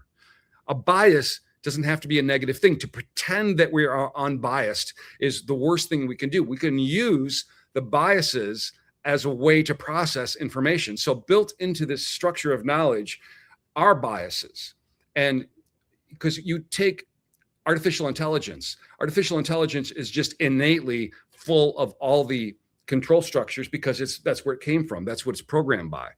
But this structure kind of you can use AI to help find the relationships and to relate things together. You don't have to use it for the information. What happens is it self-assembles the information in a way that can be personal to you. What's important to me, what I give weight to. There's going to be a discussion of weight here. Like how much weight do you give somebody's opinion or a study, right? A big part of my book talks about this huge problem with science, the replication crisis, where they've basically been writing papers on top of papers to get another publisher, another tweak on this paper, and nothing's replicated. And we have all this like BS in science that isn't even true because of the way that academia works. So this structure, you could take complicated things that are confusing, like the whole thing of COVID and September 11th, you put it in, and it's not like it's a truth machine, but what you see is it assembles things in a way that you're like, oh, anyway, I want to stop being vague. And I want to see if this helps a little bit. I know I probably need to do maybe a couple more visualizations of this, but this, number one, let's see if it'll play. And number two, we'll see how well it comes across. This is really fresh. So, okay, here we go. Reality is not linear or controlled. It's moving, dynamic, and interconnected. Any structure meant to hold knowledge about reality has to share those qualities. Every idea begins here, at the outer edge, not because it's wrong, only because it's new and not yet tested. Nothing is turned away. Every node, however faint, is allowed to exist. Every claim that enters the system becomes a node. Every connection is a vote, cast not by authority, but by independent, unaffiliated confirmation. As independent evidence accumulates, the connections strengthen, and the idea is pulled inward, not because somebody approved it, but because the evidence itself has weight. Nothing here is ever deleted. Ideas that lose support don't disappear. They simply drift back, outward, dimmer, but still present, preserved as scaffolding, in case new evidence one day proves them right again, or perhaps they become valuable in some other unforeseen circumstance. Bias is not hidden here. It's a tool. Slide the lens, and the same evidence rearranges itself into a different shape. Nothing is destroyed, and nothing is stored twice. You are only changing how you choose to look. Watch what happens when you turn that lens on a single mystery. The Great Pyramid. An archaeologist, an engineer, and a mystic each bring their own bias.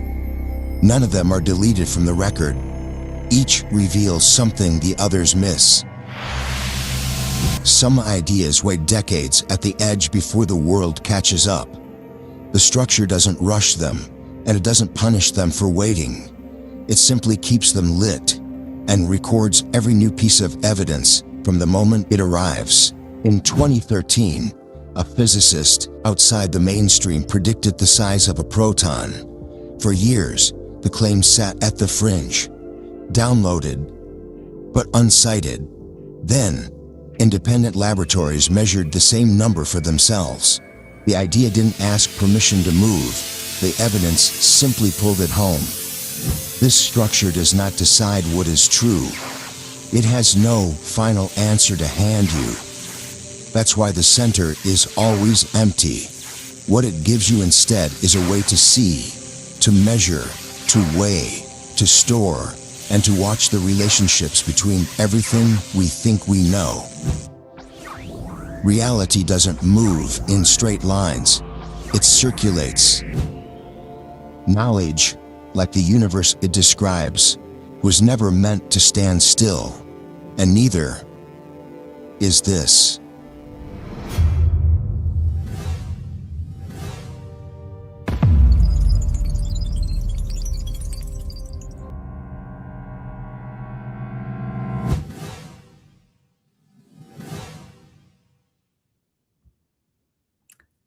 Absolutely wonderful.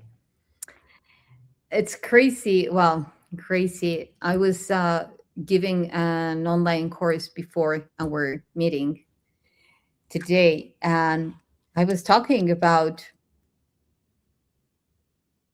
acknowledging and embodying source consciousness, like the source is about behaving as such. And source doesn't say, oh, this is a waste of energy. The source transforms it on its own behalf, because that's source of life or life. So I love how you express it, because for me, when we're talking about unified consciousness or the unified field, we really need to step up into what that truly is. It's not easy, yet it's the most responsible thing to do, and what it's truly going to take us to the next stage of human evolution, instead of this then, because that only, like, this is good or this is bad, because then we are fitting the system, the old model, without even being aware of it.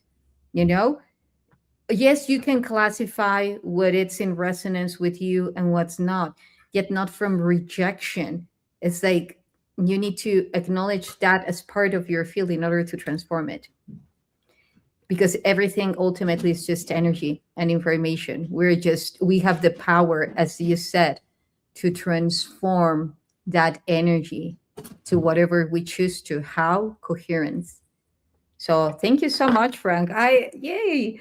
It's Well, the thing is too is as you get that, realize how powerful your consciousness is, you also realize that you need to be able to have the discipline to, not be thinking things that you don't want to happen, because as you approach 4-5D kind of consciousness and reality, and things start manifesting, even the past changes. I mean, it gets really slippery. This gets very crazy, and I know I'm talking to the right person who knows exactly what I'm talking about.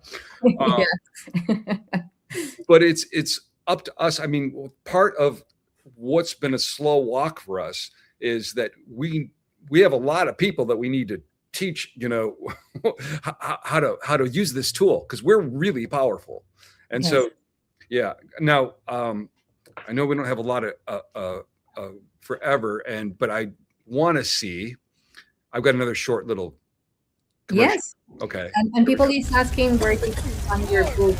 Amazon, right? Yes, Amazon. Yeah, it's going to be any bookstore you could go to, and they should be able to order it too. I've got actually, no, I take that back. I'm in the middle of going back and forth with that company because they're really hard to deal with. And I've got an appointment set up to talk to them on the phone. So we'll get the hardcover, just taking a whole team of engineers to put together because it's big, but that'll be probably in the next 2 weeks. I'll be able to announce that. But the Kindle is out, and and I've given Amazon an exclusive on the Kindle for, I don't know, a year or something. So it won't be in other places, but this is just a short trailer for the Kindle. Here we go.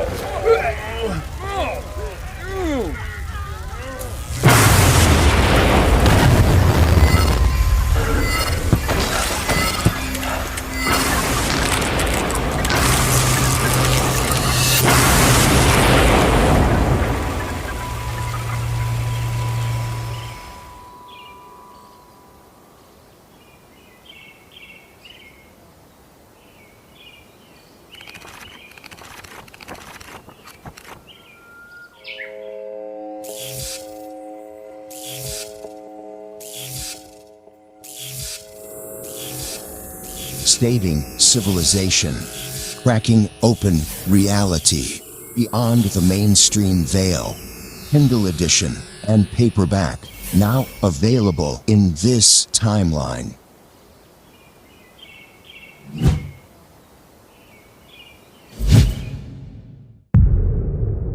Oh, this is good. Okay. Okay, let's go. You want to see it? Okay. So let everybody know this is about the conference, and I know that this seems like amazing, but it's not even going to come close to what we got planned. So okay, here we go. Disclosure in Mackinaw. What would happen if the public learned that advanced technological craft, not made by human beings, had been recovered? What would happen if recovered non-human biologics, bodies, were openly discussed by government officials? For decades, some experts worried the consequences could be profound. In 1960, a study prepared for NASA by the Brookings Institution examined the implications of discovering intelligent extraterrestrial life. It suggested such a discovery could fundamentally alter humanity's view of itself, and even noted that societies have sometimes struggled when confronted by a more advanced civilization. So what would happen if that day ever came? Would markets collapse? Would religions crumble? Would civilization descend into panic? What if I told you it already happened? In July of 2023, under oath before Congress, a former intelligence officer, David Grush, testified that the United States possessed information regarding recovered non-human craft and non-human biologics. The headlines appeared. The testimony was recorded. The hearing was broadcast around the world. And then, most people went back to work, back to their bills, back to their deadlines, back to their scrolling. Not because the implications were small, but because life is busy. Because people are exhausted. Yet for those paying attention, the implications remain profound. The possibility of contact, communication, trade, diplomacy, cultural exchange, and coexistence with other intelligent species would represent one of the most significant developments in human history. And while most of the world remains distracted, some people are paying attention. What is some of the most important discoveries about humanity's past and humanity's future are happening right now? What if the experts making those discoveries were gathered together in one place? Not in a hotel ballroom, not in a convention center, but along the shores of one of America's most remarkable destinations. Some places become crossroads. 3 Great Lakes converge here. For thousands of years, people have too. Ancient travel routes crossed here. Ideas were exchanged here. And now, explorers gather here once again. Disclosure in Mackinaw, August 31st through September 2nd, at Mackinaw Mill Creek Camping in Mackinaw City, Michigan, a place where a mile of shoreline meets some of the darkest skies in the Midwest. Gather indoors for presentations, exhibits, and discussions. Then, Continue the conversation around lakefront campfires on the Straits of Mackinaw. Meet researchers, explorers, investigators, experiencers, and pioneers who are challenging conventional thinking and asking bigger questions about who we are, where we came from, and where we may be headed. Join Trevor Grossi from the Archaeological Rescue Foundation as he presents the latest developments, the hidden structures beneath the Giza Plateau, the search for a second Sphinx, and investigations connected to the legendary Hall of Records. Experience footage from expeditions in Egypt and Mesoamerica that few people have ever seen. Meet Mark Russell, one of the original researchers responsible for bringing controversial ancient artifacts to public attention.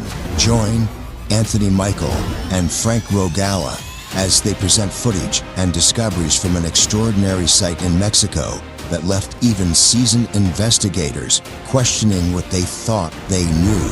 See a special pop-up museum featuring astonishing artifacts, stone vessels, mysterious tablets, unusual iconography, and objects that continue to challenge conventional explanations. Examine them for yourself. Ask questions. Draw your own conclusions. Join Drago Reed as he explores topics ranging from consciousness, QHHT, and the experiences of individuals involving secret programs and hidden histories. And throughout the event, enjoy something increasingly rare in today's world: direct access. Ask questions. Meet the speakers. Continue conversations long after the presentations end. Then, when darkness falls, join us for a very special Skywatch experience under some of the darkest skies in the Midwest. Learn what to look for, how to observe the night sky, and why so many people believe there is far more happening above us than most realize. See the footage, hear the testimony, review the evidence, and decide for yourself. Frank Rogala, creator of Mortals of Earth, will unveil a new way of organizing human knowledge, an invention so unique that it required patent filings and copyright protection before it could be publicly revealed. A system designed to help people see the connections hidden across disciplines, institutions, and belief systems. A new way of seeing. And the names don't stop there.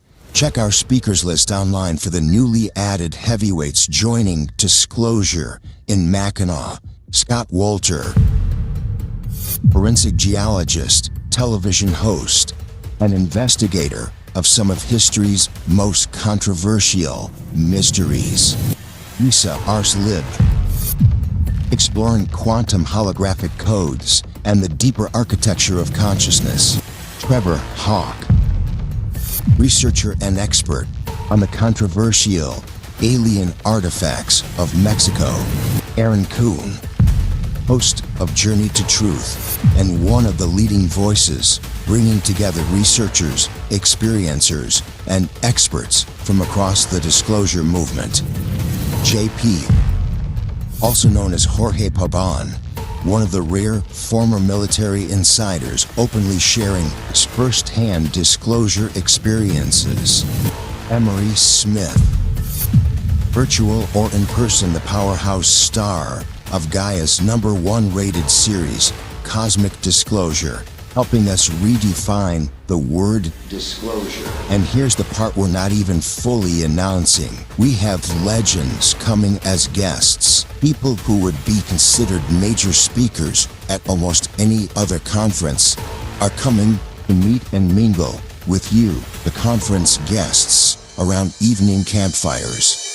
For the first time at an event like this, we are also bringing together vendors and sponsors focused on the next generation of adaptogenic beverages and wellness products designed to elevate energy, connection, clarity, and conversation.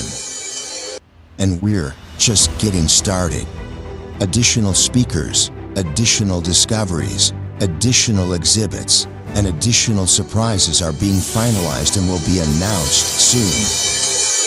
Whether you come for the artifacts, the ancient mysteries, the Skywatch, the research, the speakers, or simply the experience, Disclosure in Mackinaw is designed to be unlike any event you've attended before.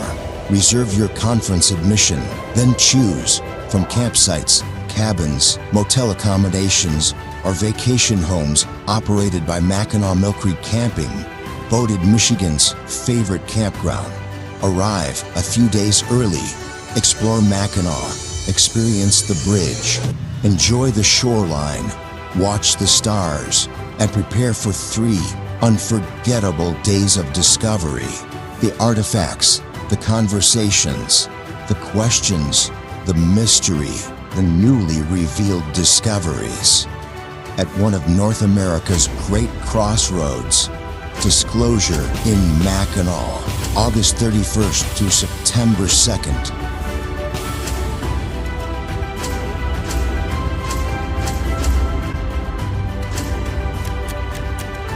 The story is still being written. Come help us explore the next chapter.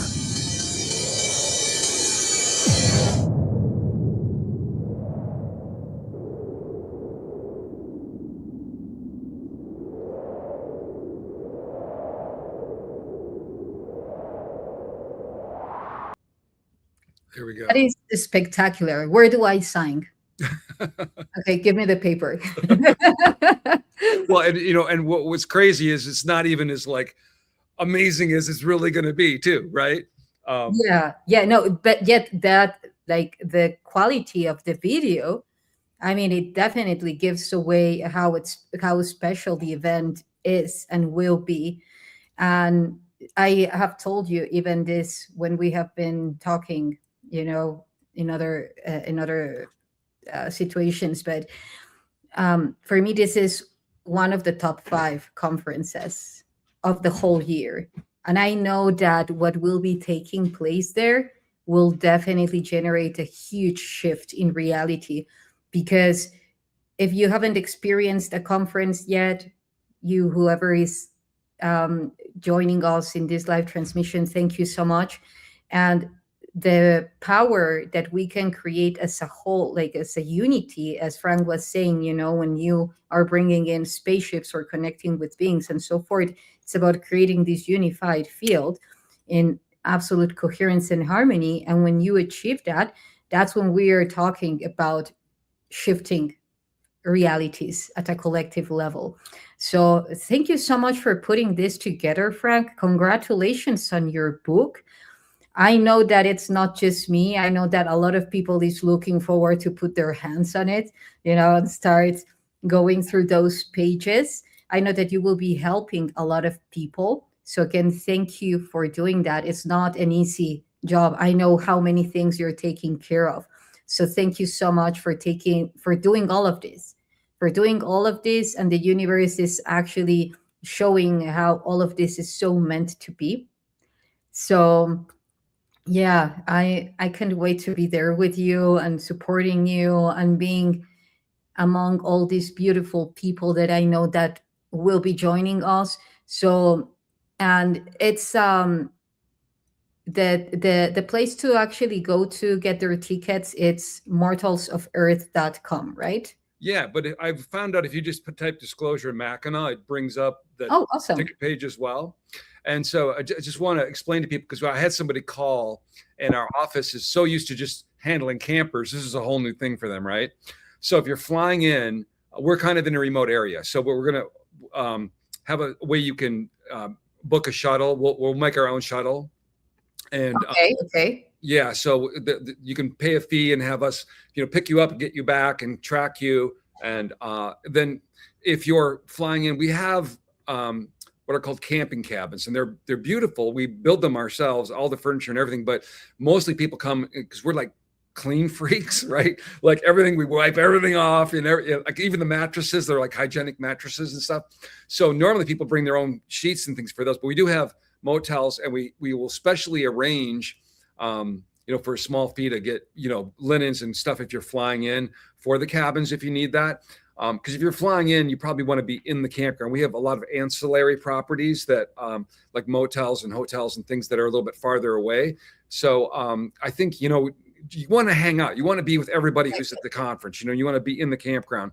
So if you get somebody at the campground office, because we have a lot of people that come to work for us, and they're work campers, and they don't come back year after year, so they don't know everything. So just be patient with them, and you can get a hold of me through Morsel of Earth if you have questions. And I've got there's information on when you get the ticket that will explain a lot. And we will get it worked out. It's a new thing for us, and there's a lot of choices. We have 25 types of campsites, 25 types of cabins. We've got a separate cabin village. We got house rentals. We have if you're driving here, some people are driving. You can actually stay. We've got a place in town. Anyway, so there's lots of options. And I think the most exciting thing is going to be the communal aspect of this. A lot of conferences, you go in and you sit there all day long under fluorescent lights, right? This one, we're going to have breakfast together. We'll have a morning session, and then we'll take a big break in the middle of the day because it's gorgeous here. You want to go outside. You want to go jump in the lake. You want to go maybe have a nap at your cabin. You want to go to the park store and get a pizza. You want to ride a bicycle, Nice. Hard to express how beautiful it is in this setting.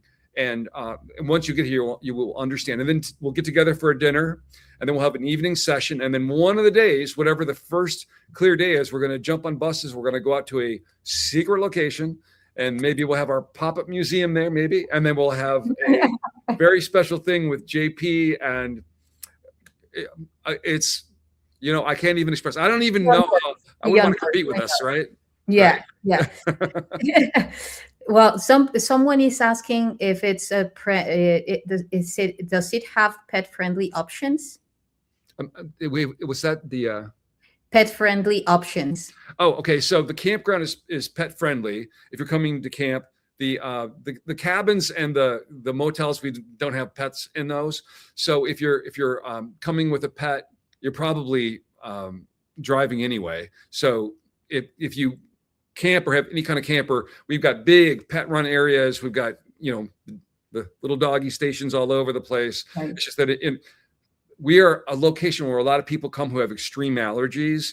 And so we have to keep our cabins like pristine because these people, like one piece of dog hair will kill them kind of a thing, And it's just like Mackinaw has been like this for like hundreds of years. It's been advertised because of the purity of the air and the Great Lakes and everything. So we have a lot of people that come here with a lot of health conditions. So that's the only reason we don't have them in the buildings. But outside and in the campground, we love our dogs. Yeah. Okay, great.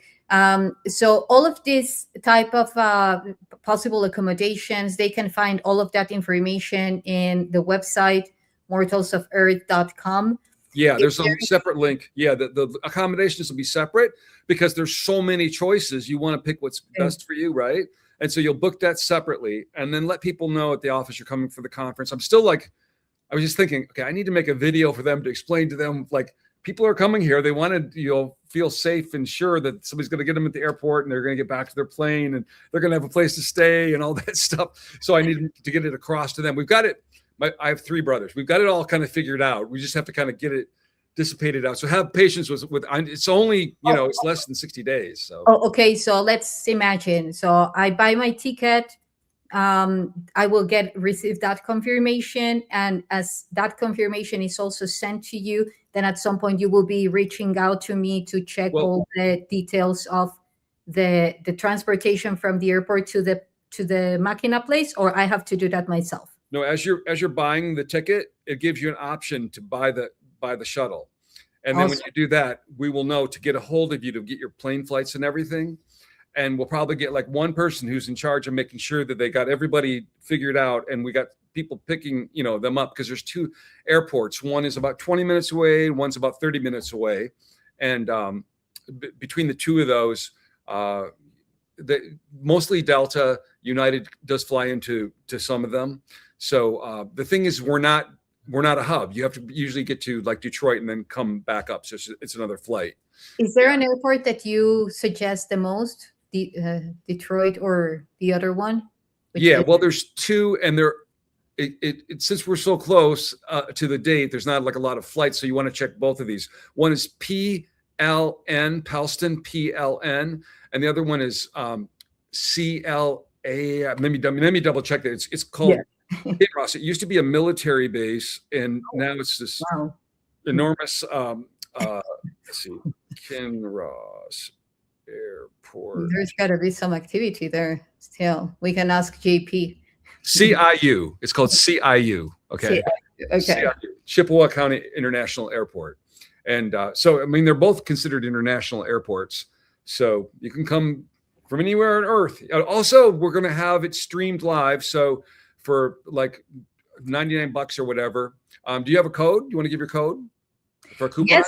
Yes, absolutely. I mean, I can also give it in the description, and I can say it right now, which is I'll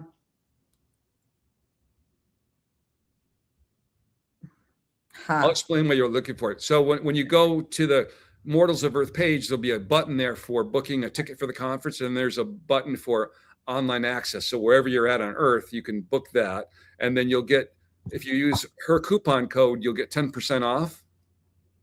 Yeah, you know, it will be easier if I just copy paste, because it's Okay, well, you have to give the link, but just your coupon code would be your name probably, usually. Okay, so I don't know if yours is that, but generally when you're filling it out as a speaker, generally it's just your name. yeah, actually JP showed it to me, you know, his coupon, but I'm just going to share mine. Perhaps I just need to go again and see the name, but hold on. It's easier than you think it is, you guys. You just have to click on a button, you fill it out, and then there's a place for a coupon, and you basically would just put, I think it's probably just her name. You know, you put that in, and that would be the coupon code, and that will give you 10% off on it. And we're gonna try to cover everything, even the Skywatch. Like, we may not be able to get like the night vision goggles in it, but you know, you'll get the excitement of the event, you know, and also the pop-up museum, and we'll try to get everything into the experience for the online people that can't physically come here. Yes, that's a very good point. I already shared it in the chat, but I will get also my coupon code with it, which is very much pretty much YssaH, and so I will also share that because that's the one that I have been sharing, you know. But it also takes you to the website. I already checked it. So anyway, so people can also, who are not able to go physically, then they can go, like they can purchase the live stream. Yes. Okay. Awesome. So, well, you will also have like other type of treats, like instead of alcohol, like all this, well, already the video showed it, you know, so there will be technologies also available for people. Yes. So part of my book was a bunch of research that I did on alcohol. And what the shocking thing was, as my book was going to print, the government actually issued finally, because this was all out there, you could have found it, but basically in any quantity, doesn't matter what it is, it's poisonous. It's poison. It's bad for your vibration, and it's embedded into our entire social structure, into our religions, into our sports, into everything. Is like alcohol. It's advertised. It's poison. Okay, yes. And so, but everybody would like to have a drink and feel good and be social or relax or whatever. And the earth has provided those things that will not poison you, things that will elevate you. And so there's getting to be a lot of little companies now that have different blends of, you know, kava root or ashwagandha or lion's mane or different types of things, and you actually feel them. And so I've been trying them, and we've made a list, and we're going to have our bar will be these adaptogenic drinks. So you can, you know, say, well, I need something, I'd like to be able to focus, or I'd like to be able to relax, or I'd like to be social, and we'll have options. And some of them are like a soft drink. Some of them are like a vodka even. You can make a mixed drink with them. Some of them are like a tea. There's a lot of different forms of it. And Nice. so at this point, if you know somebody that has one of those companies, let us know. We haven't even started talking to any vendors yet. A lot of conferences I go to, and the vendors are some other place, right? We're going to incorporate them into the same area where we have the presentations. We'll have the meals. We're going to have breakfast and we're going to have dinner together. And that means all of us, like the speakers and everybody, will be able to sit and chat and talk. And then the vendors will be in that same place so that you don't have to go some other place to go see them, Okay, that's amazing. That's very good to know. You see, like you have put so much love on this creation, and it's such an honor to be part of it. I'm pretty much that we will be seeing a lot of you. I can already see, like, yes, I'll see you there. A lot of the comments, a lot of people very much excited to be part of this magnificent co-creation, and we will be having a lot of fun. A lot of fun. I'm so excited to be able to show not only the audience that this place, but also you, to be able to bring you here and show you this place. It's hard. When you see it, you will understand why there's nothing I can do to express how amazing it is. Okay. Except for going there. Yes. I can feel the codes. I can feel that. And what I feel is that it has remained kind of, not on the spotlight for normal transit, due to the fact that it's very sacred and that there are very important pristine codes to tap into. So I'm pretty excited to see what's underground. You already shared like a lot of clues that give away the perfect acknowledgement that there is something huge, like a very important structure that once was very active. Like even you have like the military airport, like very close by. So it's like you connect all the dots and then you say, what are we facing here? So very, very exciting. Yeah. And your face already told me everything. So I wouldn't want to be in competition with this conference. I'm just saying. I mean, okay, I don't care if there's 5 people there. I don't care if there's 100 people there, 500 people there. It's going to be amazing. It is. Yeah. And the fact that we're not having to rent some hotel and put huge deposits down for tens of thousands of dollars, that it's like my place, means that we're keeping the price really reasonable for as far as conferences go. So, please, if you can make it here, we would love to see you, because the energy of the people is what makes these things really powerful. Well, Chad Stumkey is saying, I hope that I said correctly the last name. Mackinaw is literally my favorite place on the planet. You won't be disappointed. It's special and sacred. There you go. That man has a work on about the energies of this place, and I haven't been a party to yet. He's let me know that he's working on he's putting some stuff together about this area specifically. And I can tell you can just look at it physically on a map and see all those lakes coming together, and you realize what a crossing of energy and coherence, and what is happening here. I mean, the weather is never right. We never know what's gonna. Okay. That's what I'm saying. Like the sky watch is like, okay, the first clear night, we're going. So. Always be prepared. Always be prepared for the night watch. Yep. Nice. Thank you so much, Frank. Thank you. I think I need to get up. My brother has that festival going, and he's going to be so disappointed if I don't get out there. And Yes. And actually, I'm going to hand out some flyers out there to everybody at the festival, and kind of invite some of our Michigan people. So everybody, if you're watching this, please spread the word, help us out. People can come virtually online. My book is out. My book, literally, I can just vanish right now, and my work is done here. That book is okay. That's for humanity. You guys can fix everything with it, right? You can change. It breaks these videos I'm making, with the Matrix stuff. It's not a joke. That's actually what it does. Exactly. So it gets rid of that overlay. It uses it on your behalf. So Thank you so much, everyone, for your beautiful comments. Thank you, Frank, for your time. Thank you. Yes, very excited to see you all there. Let's spread the word, and may this event come into the full manifestation of the power and importance that it's meant to have. So thank you so much.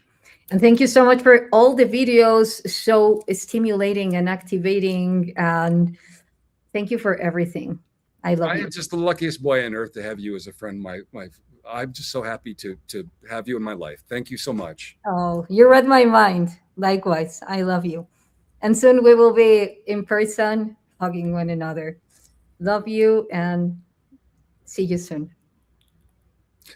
Bye, everybody. Thank you for joining us. Thank you.